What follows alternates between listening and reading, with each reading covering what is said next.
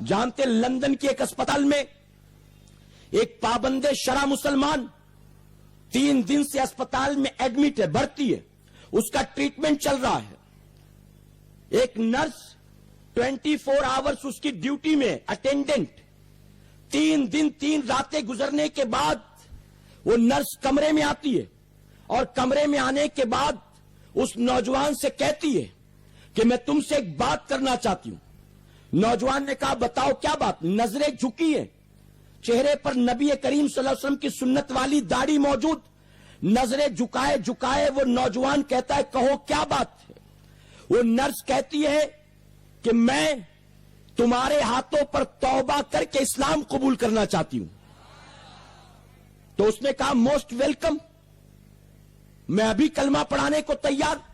اس nurse نے کہا لیکن میری ایک کنڈیشن ہے، ایک شرط۔ نوجوان نے کہا کون سی شرط؟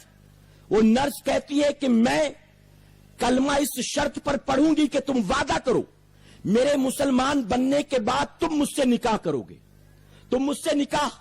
اس نوجوان نے نظریں جھکائے جواب دیا یہ بڑی عجیب سی کنڈیشن، کلمہ پڑھانے کو ایک نہیں 1000 بار میں تیار، لیکن نکاح کی شرط کیوں؟ آخر تم مجھ سے نکاح کیوں کرنا چاہتی ہو؟ اس نرس نے جواب دیا، اس عیسائی لڑکی نے جواب دیا میں اس اسپتال میں کئی سالوں سے جاب کر رہی ہوں، تم سے پہلے میں نے کئی مریض اٹینڈ کیے ہیں، لیکن جب بھی کسی مریض کی ڈیوٹی پر مجھے لگایا گیا اس مریض نے ہمیشہ مجھے اپنی باندی سمجھا ہے، اپنی لونڈی سمجھا ہے۔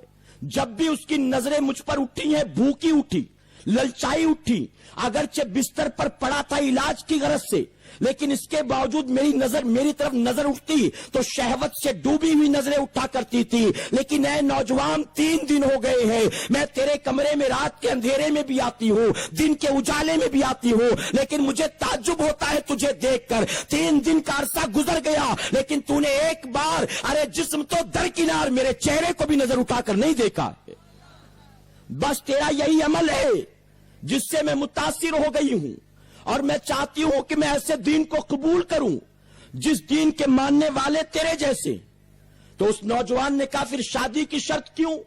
تو لڑکی کہتی شادی کی شرط اس لیے کیونکہ ہمارے ریلیجن میں اور ہمارے کلچر میں ہر شادی شدہ مرد کا کہیں نہ کہیں اور افیئر ہوتا ہے، ہر شادی شدہ عورت بھی کوئی نہ کوئی بوائے فرینڈ رکھتی ہے۔ تو ہمارے کلچر اور سوسائٹی میں چیزیں عام ہیں، لیکن میں کلمہ پڑھ کر تجھ سے نکاح اس لیے کرنا چاہتی ہوں کہ جب تیرے نکاح میں نہیں ہوں اور تو میری طرف نظر اٹھا کر نہیں دیکھتا، اگر کل میں تیرے نکاح میں ہوں گی تو آخر میری موجودگی میں تو کسی اور غیر محرم کی طرف نظر اٹھا کر کیسے دیکھے گا؟